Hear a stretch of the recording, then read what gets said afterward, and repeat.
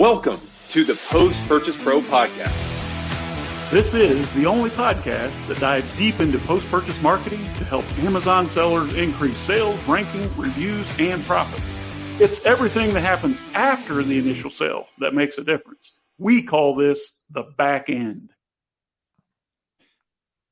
Hey, welcome back. It's Sean Hart along with my business partner here, Mr. Seth Stevens.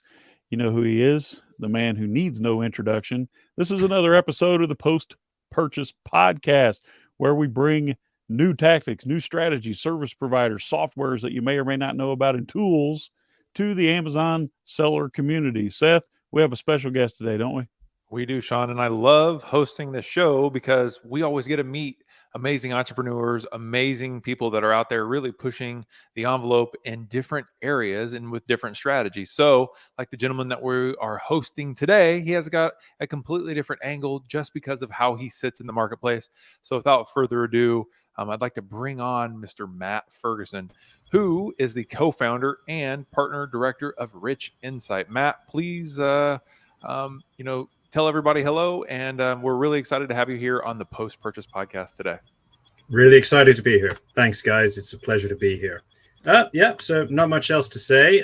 Co-founder of Rich Insight, and we help you with your marketplaces. All right, Matt. So we love to dig into, our guest backstory because it really helps set the stage for who they are, what experience they have, and then, what we can talk about on the show. So you've got a little bit more of a history than what you give yourself credit for. You guys are based in London. You have a significant experience in helping brands achieve their marketplace goals by unlocking sales and brand awareness and operational efficiency on third-party marketplaces, right? So walk us through your history here. How did you get into this space, and why did you co-found this company? Sure. I sort of fell into it, if I'm going to be completely honest. I was in Florida at the time looking for work, and this was a while ago. As you can see, I've got thin hair and graying beard, so I've been around the block a little bit. At the time, I was just looking for a job. I was fresh off the boat, so to speak, and I took a position for a small startup e-commerce company. This was before e-commerce manager was really a position that was quoted for. And the job was a jack of all trades, doing websites, doing sales, managing a few website channels, and managing some marketplaces, Overstock, eBay, and Amazon when it was really in its infancy of FBA and barely anyone had heard of it.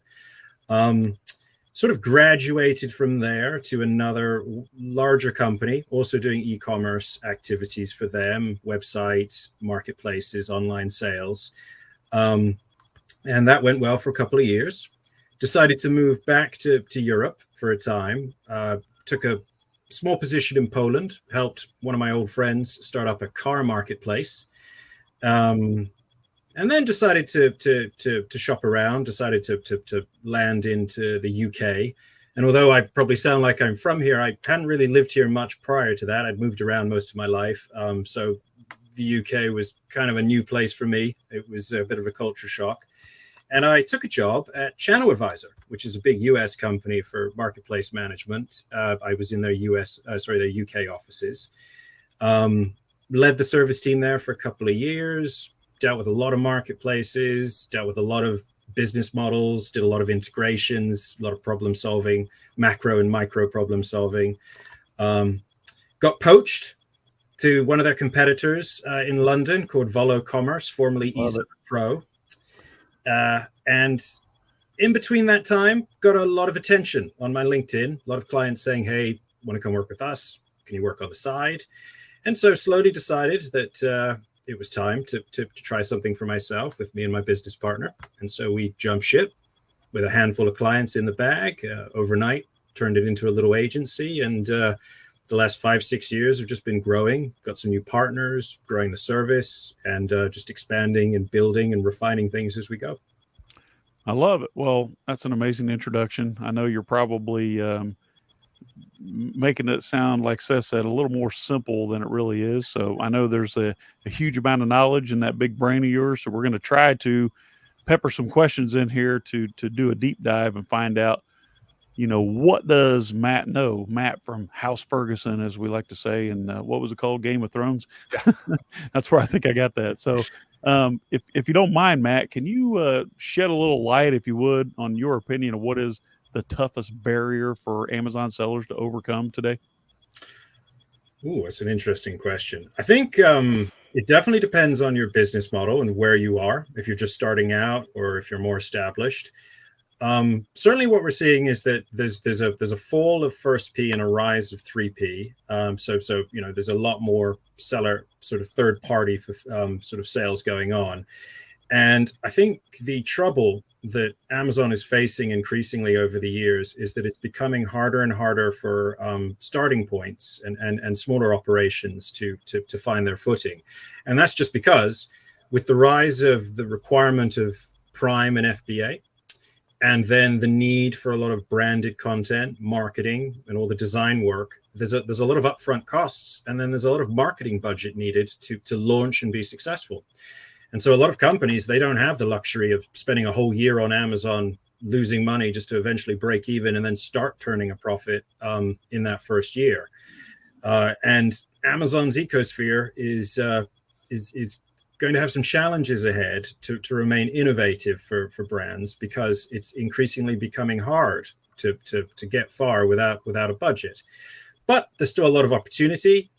It's just about finding those right strategies and having humble aspirations. We deal with a lot of people that have big expectations. They assume they're going to be profitable in the first 3 months, making millions in the first year. And although that does happen, it's the exception. It's the story you hear about. But most people, they got to work hard for a couple of years, and they got to do 20 things right consistently for that first year or two before they can start to really see some great success.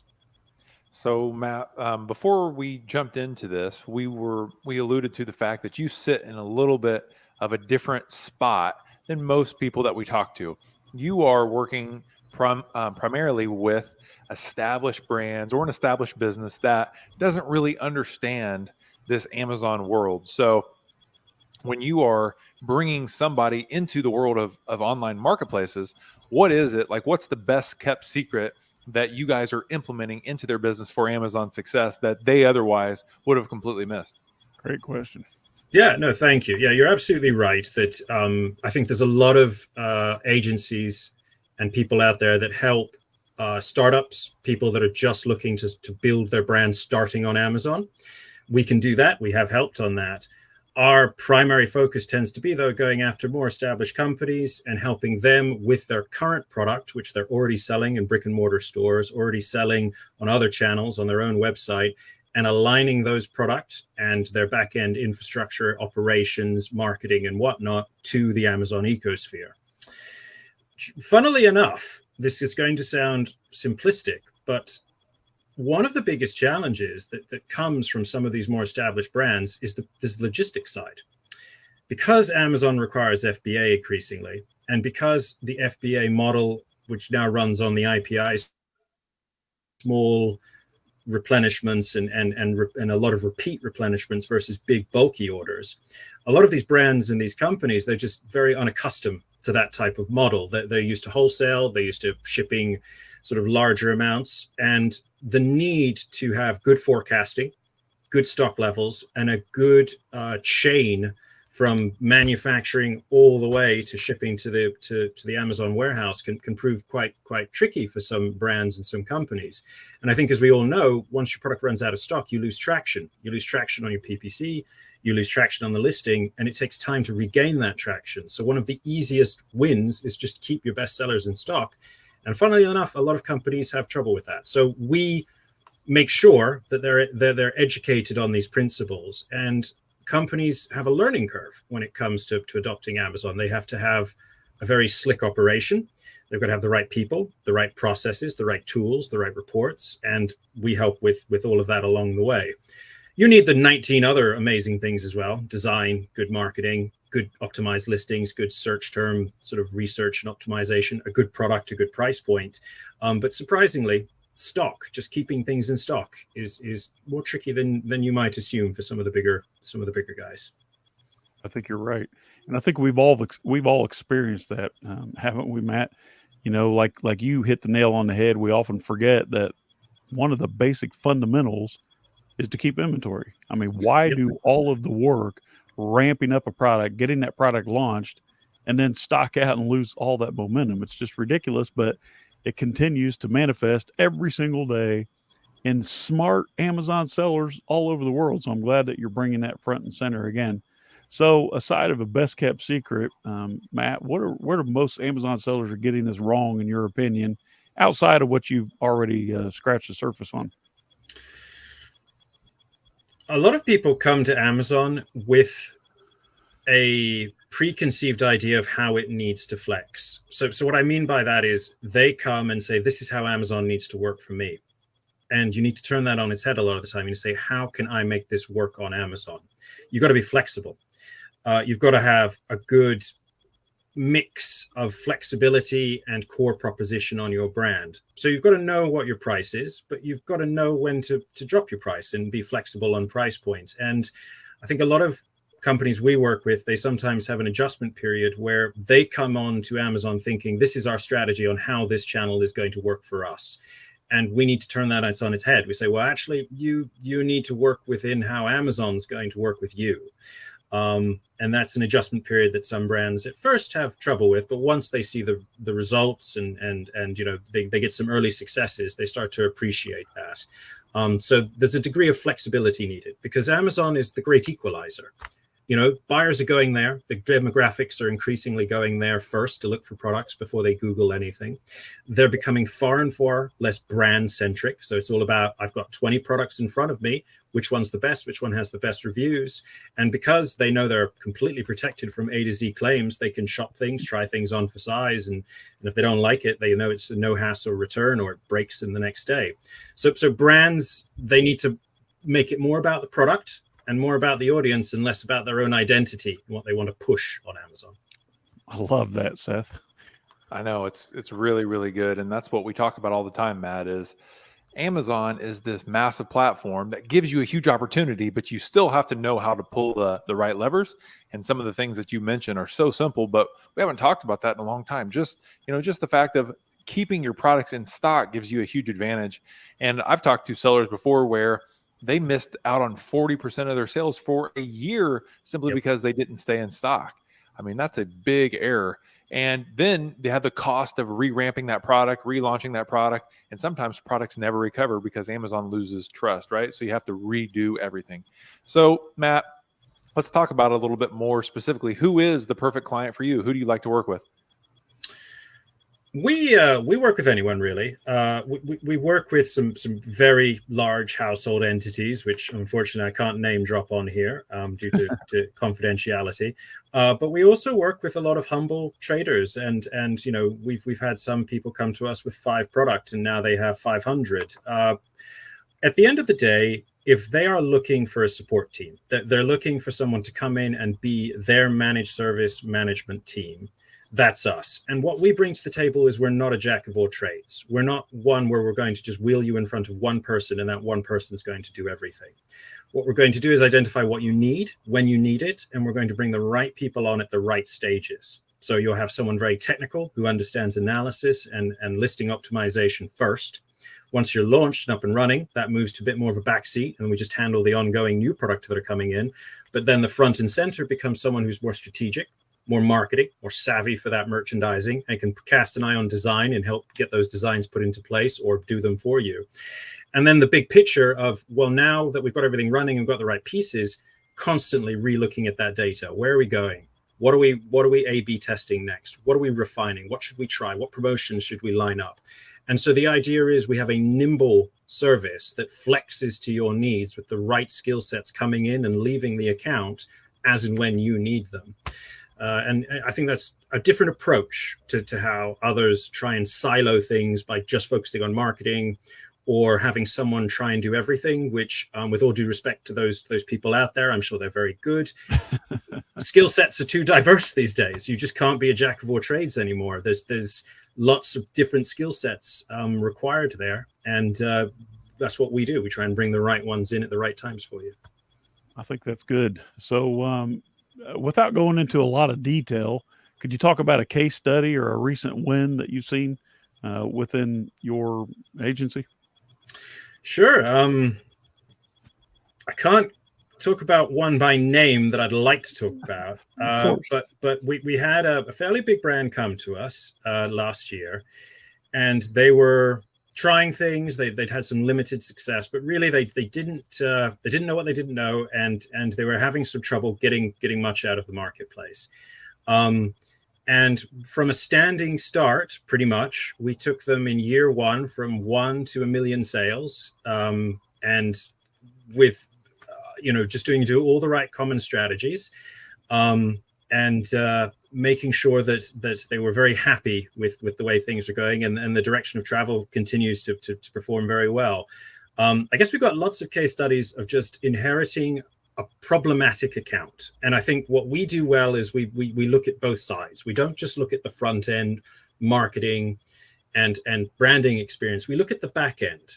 What a lot of companies miss is that it's not just about sales, it's about profitability. And your operational back end needs to be efficient. It needs to be slick. It needs to scale. You don't want 12 people doing something a machine can do, and you don't want 3 disconnected teams not interfacing and applying the same logic and practices to a holistic presence. So we look at both sides. We help with that operational infrastructure component so that we have a very slick operation, and it's theirs, it's not ours. We don't artificially inject ourselves into it. It's their IP that we build with them. But then we look at the front as well. So our case studies can vary. They can be very much just about operationally. We turned a very disjointed proposition on the back end with 12 different systems that didn't properly integrate into a very slick, smooth, automated operation. And it can be just the front end. We took some listings that didn't look so great, weren't doing so many sales, and made them look awesome, and are now achieving some really nice sales. Gosh, I wish we would have known about Rich Insight back when we were launching one product a day on average, Seth. That would have been a lot easier, wouldn't it? But that was the wild, wild west days of Amazon pioneers. Those were a fun time, though. Those wild, wild west days. They were a fun time. They were a fun time. And they were different. I've earned a lot of this gray hair as well, like we were talking about before we started the broadcast. So we're going to try to start winding things down and ask how to contact you. But before we do that, May, I want to play the mid-roll about liking the podcast and sharing it, if you don't mind queuing that up. And when you're ready, when we come back, Matt, we're going to talk about if there's one thing that you really want to leave with viewers and listeners, an idea that you want them to take away, what would that be? And then we're going to talk about how to contact you. May? As you know, Seth and I don't sell anything on the show at the Post-Purchase Podcast. So why don't you do us a favor right now? If you'll just go to your favorite podcast platform and just like us and review us, write us a review, give us a star rating, we'd sure appreciate it. And it will help other entrepreneurs like you easily find our show. Thank you. As you know, so Matt, if you don't mind, if there's one thought or idea when it comes to managing a successful Amazon business that you want to leave listeners with today, what would that be? And then we'll talk about how to reach out to you. Sure. There's always there's always multiple ways to be successful, and there's always multiple ways to achieve success. But often there's a strict funnel of things that need to be done in order to get there. So I guess I would challenge anyone out there who doesn't believe that they can be successful on Amazon, or doesn't believe their product is the right fit, to the notion that Amazon is going to continue to acquire an audience. And so what you need to do is not to be rude about this, bury your head in the sand. You need to embrace the change and the spirit out there. And you need to find ways of making these channels successful for you. So, we love solving problems, from a tiny, simple little problem to a big, huge macro business problem. If you want to challenge us, just go right ahead and contact us. I love it. So Matt, let's transition to the last part of our show here. We have 2 fun questions. The first one, I'm dying to know because you've been around the game a while and you probably have some insights that I haven't seen. So what's your all-time favorite business book? Ooh, business book. Yours, of course. That was timely. Good job. No, the Everything Store by Jeff Bezos was a very interesting read. I'm sure a lot of people have said that on your show, but it's a very good read. To be honest, though, my favorite book is not business at all. It's called The Mind of God, and it's a mathematical book. And it's about sort of reality and science. And I've read it a few times. It changed me in a fundamental way. The Mind of God. Okay, I'm going to have to add that to the list. I like that. So right now I'm on this this fictional kick, which I haven't been on for years, trying to catch up on all the latest John Grisham books. So when I shift back the other way, I'll add that one to my short list there. So I understand that you possibly created some sort of special offer for listeners and viewers of the podcast to engage with you. You care to go into that about the discounts and access to white papers? Oh, absolutely. So we've got a number of white papers, and we've got some pre-built analysis tools that we tend to charge for. And anyone who references this show and contacts us, we'd be more than happy to share the white papers freely, and also do some free analysis work for you. We can help not only on channel expansion opportunities for you, but also just give you a kind of window perspective into how well you're doing at the moment. If you do decide to sign up with us on some project-based or managed services, and we offer some very flexible sort of no commitment offers, we would also, in addition, be willing to shave 10% off our normal price for you. I love it. So free access to your otherwise billable white papers, and then 10% off of rate cards they choose to work with you. For those listening, not watching, you want to go to richinsight.co.uk or I should say, email matthew@richinsight.co.uk. matthew@richinsight.co.uk. Okay, so Matthew, I'm going to call you Matt because that's what it says here on your tag. Please do. Here's another last fun question. What is something that you've purchased personally in the last 12 months others may view as a splurge, but you definitely do not regret the purchase? Okay. This is, well, embarrassingly, I have to admit, I bought the remastered Last of Us on PS5 at full price. I just couldn't wait for it to be discounted because it was such a good series. Wow. That was a splurge. Okay. The remastered. All right. Fair enough. So, we talk about all these, we hear crazy things like Seth's best splurge was a ping pong table. We've heard yachts. We've heard homes. We've heard, private schooling for children. So nothing is out of the ordinary, but I have to admit here live, since we're talking geek stuff, is that I reluctantly purchased these Oculus headsets for Meta for my entire family. And I'm embarrassed to admit that I really enjoy going into the metaverse and gambling, which is something I never do in real life. It's just well, they need you. There's only 5 people there, last I heard, so they need you there.